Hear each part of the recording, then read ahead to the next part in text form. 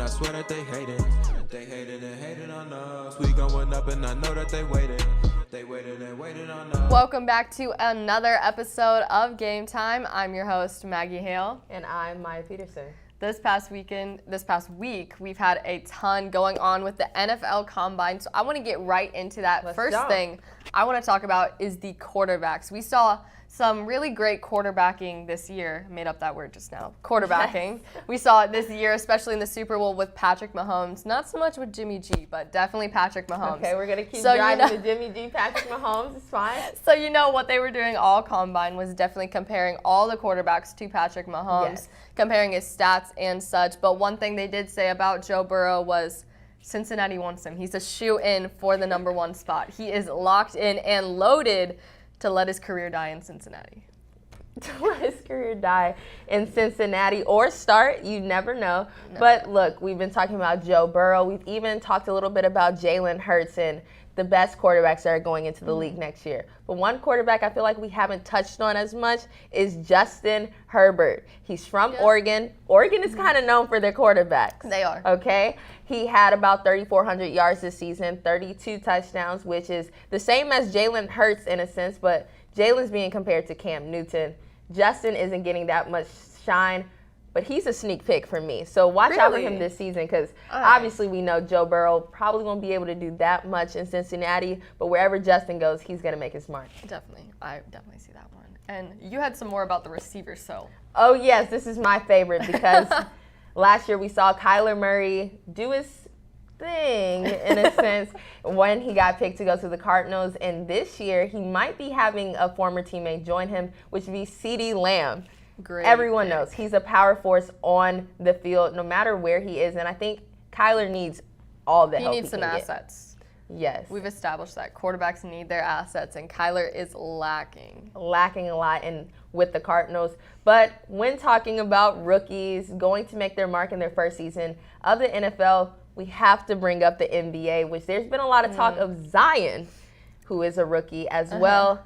But this time he's being compared to the king, LeBron James. Before we get into any of that, just some background information. When they played each other this week, Zion put up 29 points, 3 assists, and 6 rebounds. Yes, great that's game. Pretty that's good for a rookie. Totally respectable. LeBron James, on the other hand, was not going to let him be overshined by this rookie becoming the king. He put up 40 points with 8 rebounds. Well, here's the thing. Take it away. This is the topic we're talking about. Stephen A., Shannon Sharp, Skip, they've got into heated arguments about this. And both sides are pretty much, we can take from it and say they're doing their jobs. For one, LeBron, like we said, King James, he's in the topic of the greatest of all time. Definitely. Kobe, Michael, LeBron. You don't even have to pause or Big even names. say, should we have LeBron in it? But Zion, he was out for the first part of the season. We're not able to see as much as his potential this year, but I don't think he's in the topic. Here's the thing, though. Was LeBron a great right when he started? He was, actually. Right when he started, though. I think so, but here's the thing. If we're going to bring up the first time on the court going into your rookie season, they were 2 different ages. And Zion, we've expected so much out of him. I agree. He went to college, for one.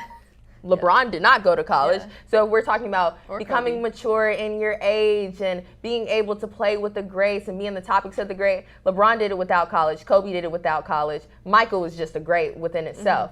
But if I'm not going to try to say that Zion isn't a great player, but what I would say is we should talk about him with Shaq and Wilt Chamberlain and people that he can catch up to, even Kevin Garnett, if we're going to say that. But Zion isn't ready for the big leagues. And LeBron showed that with his 40. Simple as that. Definitely agree with that. And when we come back, we're going to be diving right into Prosper Sports this week. You don't want to miss it. Stay tuned.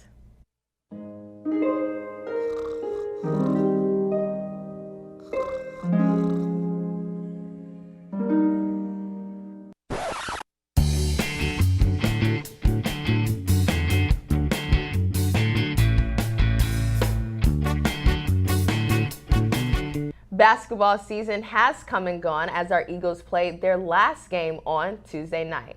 against Saxe. Last week, we talked about how this was a well-anticipated game, as Saxe has never won a playoff game, and our Eagles had one of the best seasons they've had in a long time. From the first to the fourth quarters, both sides fought to the end. Big defensive plays would come from Tyler Winden and Austin Atkinson, while Grant Shaw and Ammon Allen were a force to be reckoned with every time they touched the ball.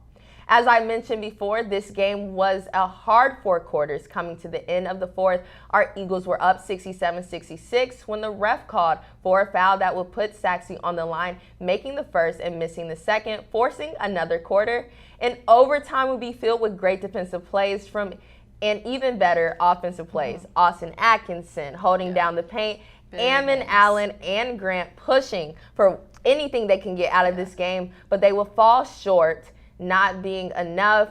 Our Eagles were in foul trouble because Mondo and Neal got into some foul trouble, and Saxe taking over, winning 77-76. And although this was our seniors' last game, we have to give it to them because they put everything out on the court. Every single night they came out, Tuesday, Friday night. Like we said, one of the best seasons they've had. 11-3 in districts, 25 in the state.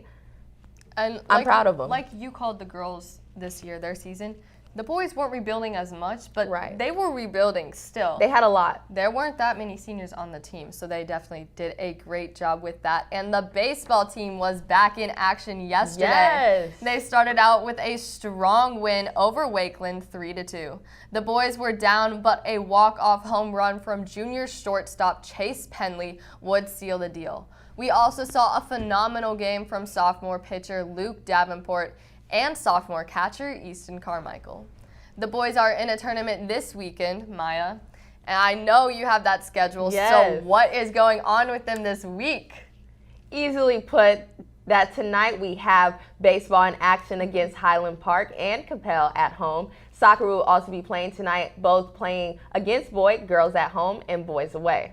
Make sure you're supporting Prosper Sports tonight by checking out boys and girls soccer, baseball, and track this weekend. For Game Time, I'm Maggie Hale. And I'm Maya Peterson.